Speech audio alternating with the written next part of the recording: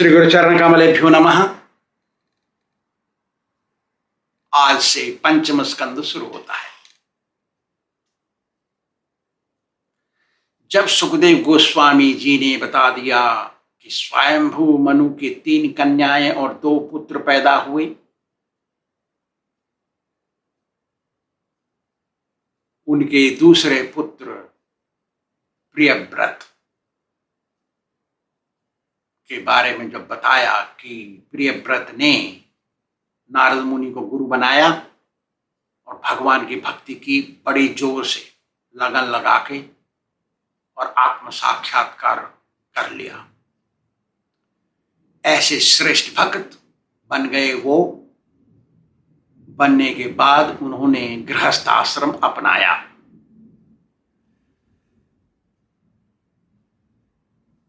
गृहस्थ आश्रम अपनाया ऐसा सुना उन्होंने तो परीक्षित तो भौचक के रह गए।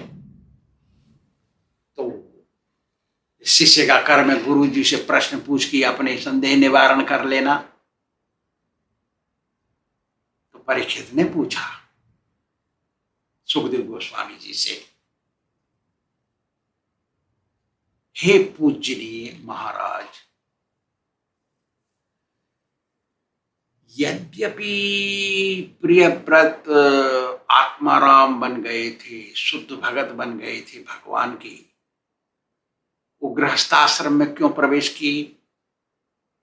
गृहस्थी में रहने से तो अनेक समस्याएं खड़ी हो जाती हैं, उसमें आसक्ति लगाव लग जाता है। मेरी पत्नी, मेरा पति, मेरे बच्चे, मेरा घर, मेरी दुकान, मेरा रुपया, मेरे परिवार, मेरा कर्म है, मेरे घर गृहस्थी का पालन करना। कर्म तो भगवान का भजन करना है, लेकिन सोच रहा गृहस्थ पालन करना। ऐसे चक्कर में क्यों फंस गए वो? कैसे फंस गए? कारण क्या है? ऐसे चक्कर में तो भगवान को भूल जाते हैं। अपने जीवन, मनुष्य जीवन का लक्ष्य क्या है मालूम नहीं रहता है। कर्म बंधन में पड़े रहते हैं, चक्कर लगाते रहते हैं जन्म मरण का। ऐसा क्या, कैसे हो गया? तो बोलते हैं, देखिए, सृष्टि की शुरुआत में ही 2 मार्ग बना दिए थे, एक प्रवृत्ति मार्ग, एक निवृत्ति मार्ग। प्रवृत्ति मार्ग कहते हैं गृहस्थाश्रम को, निवृत्ति मार्ग कहते हैं त्याग मार्ग को, सन्यास, साधु महाराज को। 2 मार्ग बनाए, दोनों मार्ग से ही भगवान के पास पहुंच सकते हैं, लेकिन प्रवृत्ति मार्ग में अनेक कठिनाइयां रहती हैं। सांसारिक विषय वस्तुओं में लगाव लग जाता है। मेरी पत्नी, मेरा पति, ऐसा सोचते हैं। उसमें मुख्य मार्ग ध्यान नहीं रहता है, मुख्य करना कैसे मालूम नहीं। वो तो सोचते हैं धार्मिक कार्य ही आध्यात्मिक कार्य है, उनको पता ही नहीं दोनों में क्या फर्क है। अरे सोने के रुपया में और ये लोहे के रुपया में क्या फर्क है नहीं पता है उनको। धार्मिक कार्य लोहे का सिक्का है और आध्यात्मिक कार्य सोने के सिक्के के बराबर है। दोनों में फर्क क्या है इनको पता नहीं, दोनों ही धातु सोच रहे हैं वो। इसको ऐसे ही कहते हैं अज्ञानी। आसक्ति में मोक्ष छूट जाता है, हाथ से फिसल जाता है मोक्ष, बोल रहे हैं।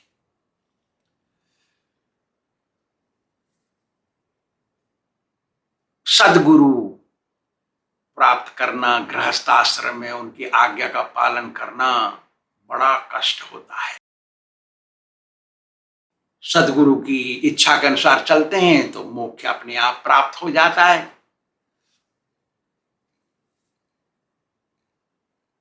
निवृत्ति मार्ग में कोई कठिनाई नहीं होती। जैसे हम कहते हैं, उदाहरण के लिए हम चलेंगे आप स्वामी जी के दर्शन के लिए, तो निवृत्ति मार्ग मतलब त्याग मार्ग में किससे पूछना, किसी से कहना भी जरूरत नहीं, चलते हैं वो।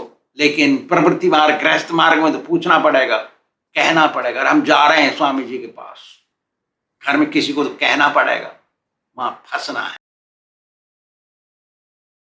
लेकिन जो प्रवृत्ति मार्ग मतलब गृहस्थाश्रम को, निवृत्ति मार्ग मतलब संन्यास आश्रम का साधन मानते हैं, कि गृहस्थ से ही सन्यासी साधु निकलते हैं, ऐसा मान करके जो गृहस्थ बन जाते हैं और बच्चे बनाते हैं और उसमें से एक सन्यासी निकालते हैं, यह सोचकर कि ये मेरा बच्चा असली भगत बन के मुझे भी मोक्ष देने में सहायक बनेगा, ऐसा जो करके गृहस्थ आश्रम स्वीकार करते हैं वो सही है। वो यदि भजन करते हैं तो थोड़े समय पश्चात ये शुद्ध हो जाते हैं, ऐसे गृहस्थ। लेकिन मिलना बहुत मुश्किल है ऐसा गृहस्थ। ऐसे गृहस्थियों को जो गृहस्थ मार्ग को त्याग मार्ग का साधन मान करके करते हैं, वो संसार बंधन से छूट जाते हैं। उनका संसार बंधन कुछ नहीं बिगाड़ सकता। तो प्रिय व्रत तो गुरु बना लिया नारद मुनि को। नारद मुनि ने सिखाया भजन करो, और भजन करते ऐसा कराया कि वो तो जैसे ध्रुव को मिल गए भगवान, ऐसे इसको आत्म साक्षात्कार मिल गया। अभी आत्म साक्षात्कार मिल गया, आत्मज्ञानी आत्म तत्वी आत्मा राम बन गए, ऐसे शुद्ध भगत बन गए वो। और भगवान की भक्ति करने में, सेवा करने में बड़ा मजा आता था उनको, आनंद सुख मिलता था। वही उसको निपुणता समझते थे कि यही है एक मार्ग जो वैकुंठ लेके जाएगा। बात भी सही है, उनकी समझ में आ गया। अगर गुरु जी के पास रहेंगे तो गुरु जी तो ऐसे ही सिखाएंगे। लेकिन ऐसा होकर के भी उन्होंने गृहस्थ मार्ग भोगा, तब तो संदेह हो गया परीक्षित को। तो पूछा है प्रश्न, अरे तेरे के ऐसा कैसे हो गया? क्योंकि गृहस्थ आश्रम में तो अनेक आसक्तियां हो जाती हैं और मोक्ष हाथ से छूट जाता है। गृहस्थियों में अधिकांश अभिमान भी होता है, मेरी बहू, मेरा पति, मेरे बच्चे, मेरा घर, मेरा दुकान, अभिमान भी होता है। लेकिन ये आत्माराम कैसे फंस गया, इसके प्रश्न से तो सुखदेव गोस्वामी बता रहे हैं। जब किसी शिष्य के अंदर प्रश्न उठ जाते हैं दिल में, तो जाके गुरु जी से पूछना चाहिए। गुरु जी भी उनको अवेलेबल हो जाना चाहिए। गुरु जी छिपना नहीं चाहिए कि कोई क्या प्रश्न पूछ लेगा पता नहीं। इसलिए आत्मज्ञान आत्म साक्षात्कार किया हुआ शास्त्र में पारंगत ही गुरु बनता है। शुद्ध भगत ही गुरु हो सकता है, दूसरा नहीं। ये जो गुरु है ना, डोंगी डोंगी, ये छिपते हैं शिष्यों से, खाली उनसे दंडौत लेने के लिए, उनकी दक्षिणा लेने के लिए सामने आ जाते हैं। प्रश्नों का उत्तर देने के लिए नहीं आते वो प्रश्न को उत्तर देंगे कैसे? तो शिष्य ही अज्ञानी है, जो कुछ बोल देते हैं वही सोचते हैं यही है सब कुछ। कोई गुरु नहीं बोलता है तुम तिलक लगाओ भजन करो भगवान का, ये संसार सब माया है, भजन करो भगवान का। स्वयं ही नहीं करते भजन तो करेंगे क्या? तो परिवार में प्रवेश करने से धन, पति पत्नी, बच्चे, मित्र, बंधु, संबंधी, हानि लाभ, मान सम्मान इत्यादि की इच्छा भी हो जाती है। तो भगवान कैसे याद रहेंगे फिर? ऐसा हो गया तो जब ध्यान इन चीजों में खिंच जाता है तो भगवान की तरफ कैसे जाएगा ध्यान? इसका मतलब यह है, स्त्री पुत्र आदि में आसक्त हो जाते हैं, फिर कैसे जाएगा ध्यान भगवान की तरफ? जब तक भगवान में अविचल भक्ति नहीं होगी मोक्ष प्राप्ति असंभव है। ऐसा परीक्षित महाराज ने सुखदेव जी से कहा। अब सुखदेव जी कह रहे हैं, देखो भाई, तू जो बोला है बिल्कुल सही बोला है, बात भी सत्य है कि जिसका मन भगवान की भक्ति, हरिनाम तथा भगवान की पुण्यमयी कथाओं को पढ़ने में और सुनने में लग जाता है, शुद्ध भगत की संगत में, तो उसके जीवन के सारे विघ्न बाधा दूर हो जाते हैं।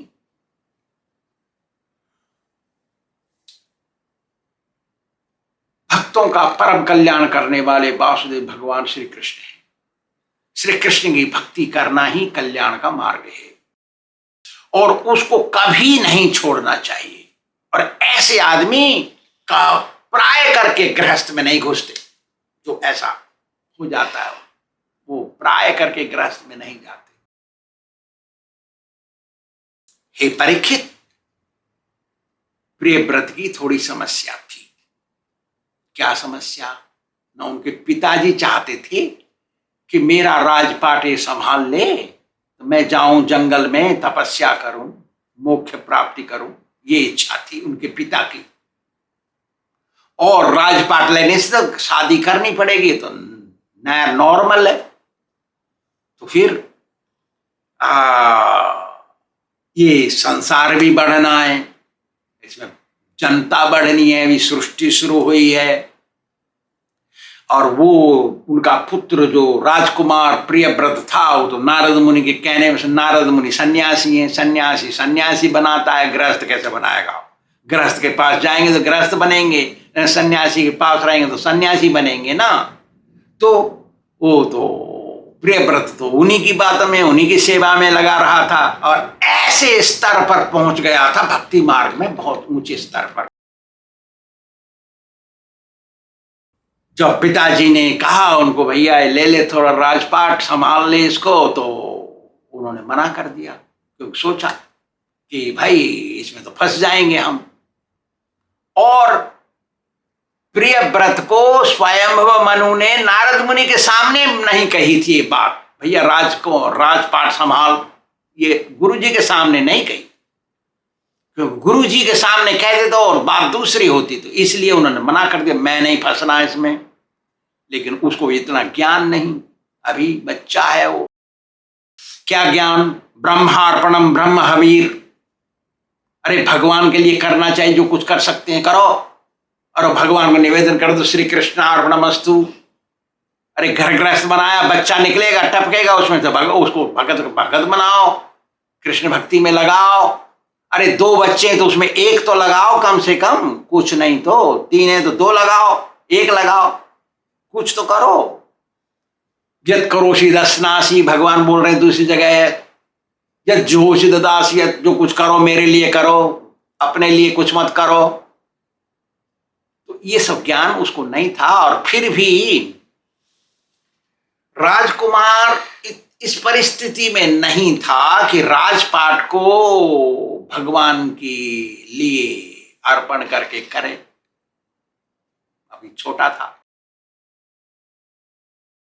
और ये बात उसने गुरुजी के सामने नहीं सुनी, क्योंकि स्वयंभव मनु ने गुरुजी के एब्सेंस में कही थी ये बात, वो एब्सेंट थे वहां पे, इसलिए मना कर दिया। ये सब बात जो हो रही थी प्रियव्रत और स्वयंभव मनु में, और ब्रह्मा जी को सुनाई पड़ रही थी। आजकल तो टेलीफोन से सुनाई पड़ता है, पहले तो अपने आप सुनाई पड़ता था। वो सर्वजान है, कौन? ब्रह्मा। तो उनको सुनाई पड़ी, तो उन्होंने सोचा, अरे तेरी के तो यहाँ तो गड़बड़ हो रहा है, मेरी इच्छा है जनता से भरे सारे सृष्टि, और ये तो प्रियव्रत तो सन्यास लेना वाला है, तो पालन कैसे होगा? फिर मेरा बेटा चाहता है जंगल जाके तपस्या करूं, स्वयंभव मनु यही चाहते थे, स्वयं मनु तो ब्रह्मा जी के बेटा है ना, तो वो चाहते थे यही कि मेरे को मोक्ष मिले। तो ब्रह्मा जी ने सोचा तो चलना चाहिए, प्रियव्रत को राज्यभार देने के लिए यहाँ से चलना चाहिए। तो उन्होंने अपने पार्षदों को साथ में लिया और चढ़ गए स्वान हंस के ऊपर। उनका हंस वाहन है, हंस पर चलते हैं ब्रह्मा जी। उतरे नीचे, लेकिन हंस पे ही बैठे रहे, उतरे नीचे, पृथ्वी में पैर नहीं रखा, हंस पे बैठे रहे। और नारद मुनि ने उनको देखा, खड़े हो गए हाथ जोड़ के, तो स्वयं मनु खड़े हो गए, तो दोनों खड़े हो गए, तो प्रियव्रत भी खड़े हो गए हाथ जोड़ के, प्रणाम किया, स्वागत किया, हाथ जोड़े, प्रार्थना की। यही रास्ता है गुरु जी को सत्कार सम्मान करने के लिए, उनको स्वागत करने के लिए, यही रास्ता है, ऐसा करना चाहिए। सब खड़े हो गए, नारद मुनि ने हाथ जोड़ के प्रार्थना की कि नारद मुनि के गुरु हैं वो, ब्रह्मा जी पिता भी हैं, बेटा भी है ना नारद जी, ब्रह्मा जी के बेटा भी हैं और गुरु जी भी हैं। तस्मात् पुत्रम च शिष्यम च। तो ऐसा उनकी स्तुति की। उनकी स्तुति सुन के ब्रह्मा जी ने नारद को आशीर्वाद दे दिया। फिर प्रियव्रत की तरफ देखा मुस्कुराते हुए और कहा, अरे बेटा प्रियव्रत, मैं तुम्हें सत्य बताता हूं कि मैं शिव जी, तुम्हारे पिता स्वयंभव मनु और तुम्हारे गुरु नारद मुनि, ये सब भगवान के आदेश पर चल रहे हैं। भगवान का आदेश है, कह रहे हैं ब्रह्मा जी, कि सृष्टि को जनता से भरो। हरि की आज्ञा का पालन करना सभी मानवों का धर्म है। इसलिए हरि के कार्य में कोई दोष नहीं देखना चाहिए। क्या दोष देख रहा था प्रियव्रत? सोच रहा था ये संसार है और संसार में हम राजपाट ले लेंगे, इसमें फंस जाएंगे, हम भगवान को भूल जाएंगे। बात भी सही है, लेकिन भगवान की इच्छा है पहले संसार भरे। देखो प्रियव्रत, हम लोग कौन कौन, मैं, शिव, तुम्हारे पिता स्वयंभव मनु, नारद मुनि और सारे देवी देवता सब भगवान के आदेश की डोरी से बंधे हुए हैं। जैसे एक बैल रस्सी से बंधा हो करके मालिक का सामान ढोता है, ऐसे ही हम लोग उनके आदेशों को ढो रहे हैं, पालन कर रहे हैं। सारे प्राणी मनुष्य भगवान के आदेशों की डोरी से बंधे हुए हैं। भगवान के आदेश तो शास्त्र में लिखे हैं। शास्त्रों के नियम रूपी आदेशों की डोरी से बंध करके ही कार्य करते रहना चाहिए। जैसे कोई अंधा आदमी आंख वाले का हाथ पकड़ के अपना रास्ता नाप लेता है, लक्ष्य पे पहुंच जाता है, ऐसे ही हमको भगवान श्री कृष्ण के आदेशों को पालन करते हुए नेत्र रूपी शास्त्रिक नियमों का पालन करके लक्ष्य पर पहुंच जाना चाहिए। देखो बच्चे, प्रियव्रत, मुक्त पुरुष भी जब तक उनका शरीर है, ये भौतिक शरीर, तब तक सुख दुख भोगते रहते हैं। लेकिन मुक्त पुरुष का सुख और दुख भोग साधारण व्यक्ति के सुख दुख भोगने से अलग है।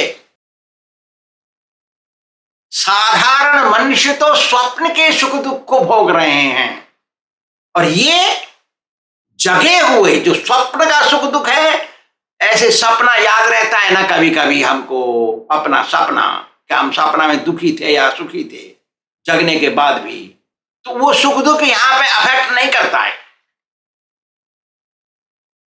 ये फर्क है। इसलिए भगवान का भजन करने में लग जाने से हम जग जाते हैं सपने से। सपने में ही रहते हैं हम। संसार में मुक्त पुरुष भी संसार में ही रहता है, कपड़े पहनता है, खाता है, बात करता है, सब कुछ कर रहा है वो, लेकिन वो जगा हुआ है, भगवान का भजन करता है। वो गुरु बना के भगवान का भजन करने से गारंटी है तुम जग गए हो। जब तक शरीर नहीं छूटता है, ये संसार का सुख दुख लगा रहता है। अरे बेटा प्रियव्रत, जो मनुष्य अपनी 6 इंद्रियों को बस में करके रखता है, 6 इंद्रिय कौन सी हैं? 5 तो कर्म इंद्रिय, हाथ पैर मुंह, और 2 जनन इंद्रिय इत्यादि नीचे, और मन, इनको बस में करके रखता है, तो वो गृहस्थी में भी रहने से ही सन्यासी है। और जिसकी ये 6 इंद्रियां बस में नहीं है, वो सन्यासी होने पर भी बेकार है। उसको कोई लाभ नहीं है। देखो प्रिय व्रत, ये जो है ना गृहस्थ, गृहस्थ एक फोर्ट के समान, किले के समान है, बहुत बड़ा किला। उसके अंदर घुस जाते हैं ना, शत्रु उसका कुछ नहीं बिगाड़ सकते। सो जो 6 शत्रु है ना, और जो गृहस्थ है ना, गृहस्थ किले में घुस गए है ना, 6 शत्रु कुछ नहीं बिगाड़ सकते उसका। क्यों? पत्नी पास में है, बच्चे पास में है, रुपया दान मान जो कुछ चाहिए सब कुछ कर सकते हैं ना वहां। सो एक किला है ये। और किले में कब तक रहना चाहिए? कब तक? जब तक शत्रु कमजोर ना पड़ जाए। तो जब 6 इंद्रियां कमजोर पड़ जाती हैं तब निकलना चाहिए। भजन करने के लिए आश्रम में रहना चाहिए, सेवा करनी चाहिए, भगवान की सेवा, भजन करना चाहिए, आश्रम की सेवा करनी चाहिए, मंदिर की सेवा करनी चाहिए, मंदिर में पोछा लगाना चाहिए, इत्यादि इत्यादि। जिसका मन बस में नहीं है, कितना बड़ा भी सन्यासी बन जाए वो, उसको कोई लाभ नहीं। इसलिए हे प्रियव्रत, यद्यपि तुम भगवान के चरणों रूपी किले में बैठ गए हो, फिर भी भगवान का आदेश का पालन करो। इस पृथ्वी को भरना है। चलिए आगे चलते हैं। बोल रहे हो प्रापंचिकतया बुद्धिया हरि संबंधी वस्तु ना, बोल रहे हैं ना, अरे प्रपंच है, इसको सोच के चलो, माया है ये, भगाओ इसको। ऐसा नहीं है, भगवान की सृष्टि है, इसको लगाओ भगवान की भक्ति में। तो गृहस्थाश्रम है, उसको लगाओ भगवान की भक्ति में। पत्नी को भगत बनाओ, पति को भगत बनाओ, बच्चों को भगत बनाओ, भक्ति पूर्वक कार्य करो, हानि लाभ करो, खेती करो, गाड़ी करो, बिजनेस करो, जॉब करो, कुछ भी करो, लेकिन भक्ति करो।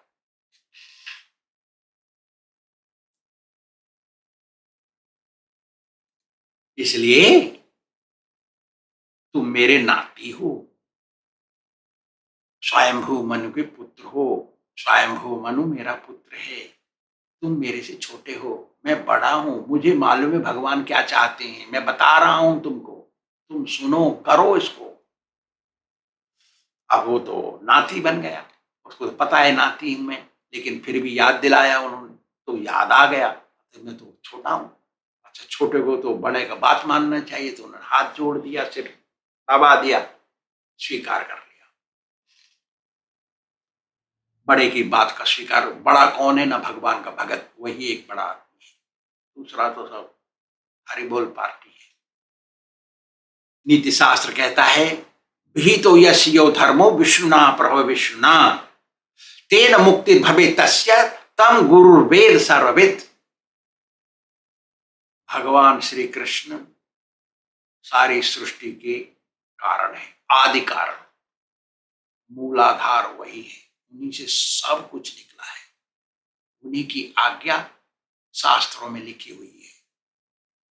शास्त्र पढ़ करके, वैष्णव के संग में, वैष्णवों के लिखे ग्रंथ पढ़ करके शास्त्रों के नियम याद करें और उनके नियमों पर चलें, तो मोक्ष अपने हाथ में आ जाता है, भगवान प्रसन्न हो जाते हैं।